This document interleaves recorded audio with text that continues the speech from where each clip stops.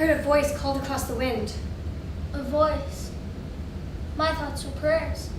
What vision I have seen, no words have said. The dead. Their souls are strange upon the air and cannot find their way to paradise. Perhaps they spoke. Or cannon far away. Oh no. Alas. And did you live in Domremy? Before they came. But now the great shells have not left a house. Not one.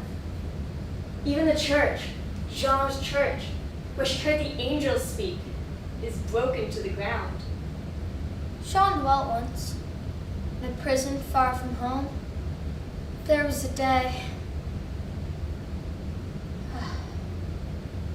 she can forgo the church. But no, we will rebuild it stone by stone. There's not a villager shall rest till it is whole. There's better work to do for Jean than build a church. And let her think that we have forgot again? Or that we are afraid? It was so long ago. And now. But Jean is Domremy.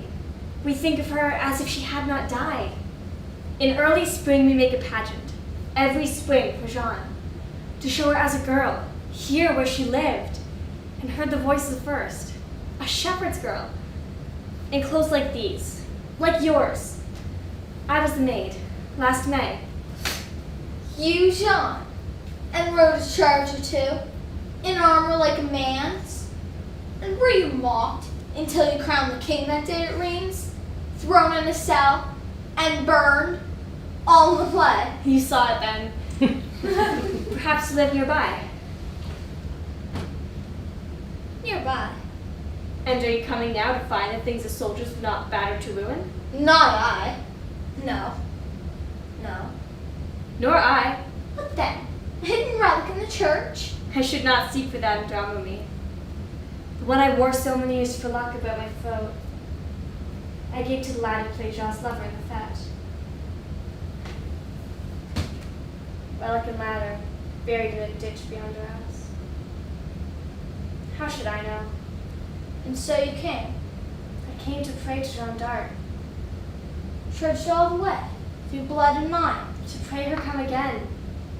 They say she hears when May is young, and that her spirit flies close, close to Domremy, when leaves are new and tender things are born.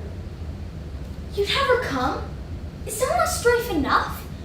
France has good friends, and all the kings are crowned. Jeanne d'Arc would make an end of war. She'd stop the guns. When she was just a girl, alone and mocked, she took a sword and flashed it through the land until she pressed the foe upon the sea. And would she not today? Shall one love France the less for being safe in paradise? Poor Jean. It was a miracle. I do not know. She was so young, so slight, yet all her soul burned as a torch. A spirit lies in Jean to wake the dead. If she should come, we could not wait and wait, gain here, lose there, hide in trenches, wait, and drag the war to years. No, she'd show the way. No girl this time, but saint. She'd draw her sword. No! No. Jeanne d'Arc without a sword.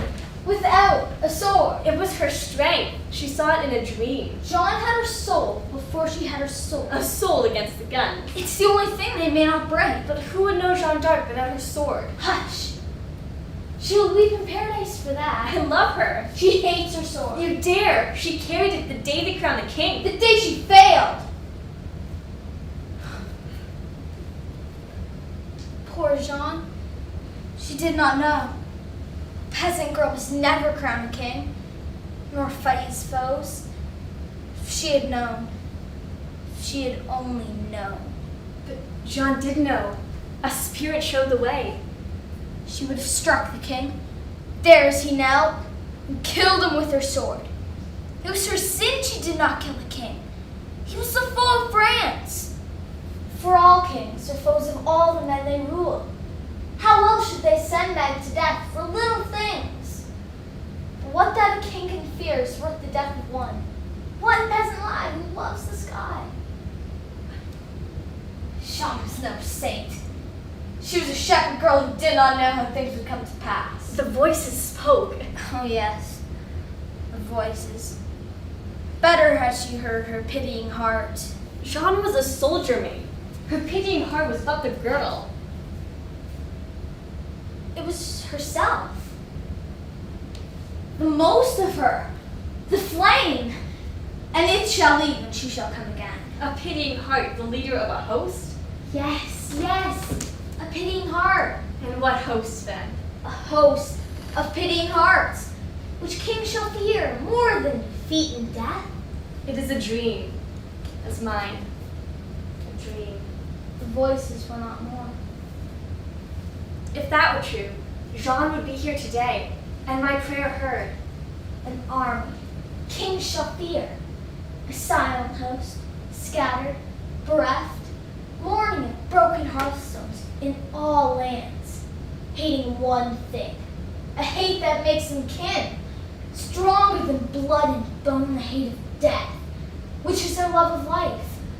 These Jean shall lead, the brooding ones who give in grief and tears, knowing so well the end. The wrath mound that's left, where kings have passed, these Jean shall find.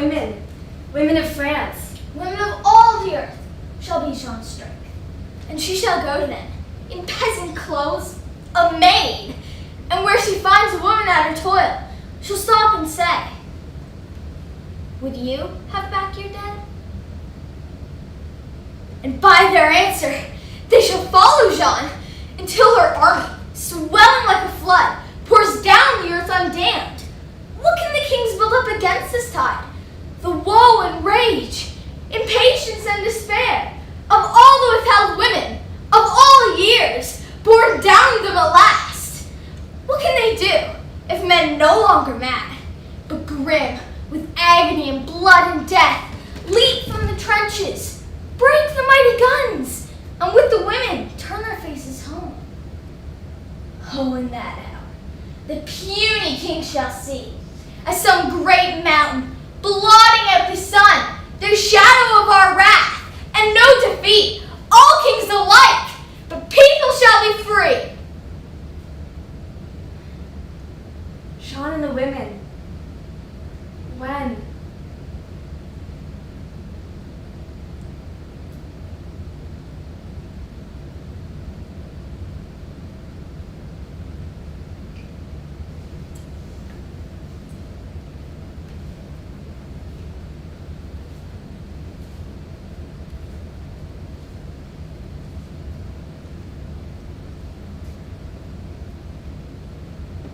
She was a peasant girl.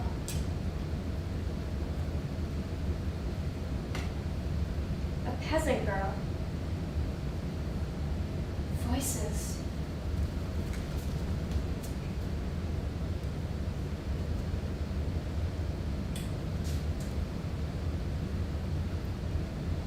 It was the maid herself. I'm afraid.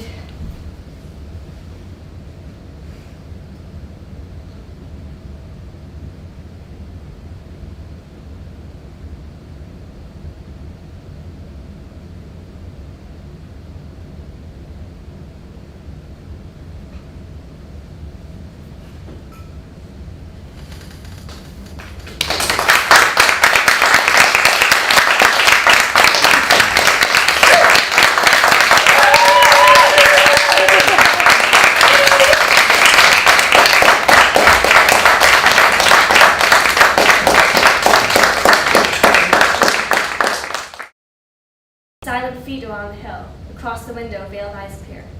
The hosts of lovers, young and deaf, go seeking down the world tonight, remembering faces, warmth, and death, and they shall seek till it is light. Then let the white flaked logs burn low, lest those who drift before the storm seek gladness on a hearth, and know there is no flame can make them warm. The recruit. He had a woodland look, half startled said, as if his eyes, light thirsty, had not learned to wake accustomed on earth's joyous day. A child whose merriment and wonder burned in harmless flame even his uniform, was but a lie to hide his wind-wild grace, whose limbs were rounded youth, too supple warm to hold the measure of the street-made pace. Music and marching, colors in the sky, the crowded station, then the train farewell, For all he had the glance, excellent, shy, that seemed to marvel, more to see, to tell. Yet with his breathing moved, hid by his coat, a numbered metal disc strapped round his throat. Voyage.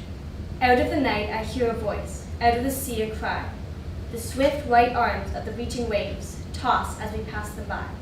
The foam hands grasp into the emptiness and sink in the black to die. I lean to the night, I lean to the sea, to the round unround of blue, where the barren stretch of the moonlaced waves divides the world in two. There is no comfort in the dark, I may not come to you.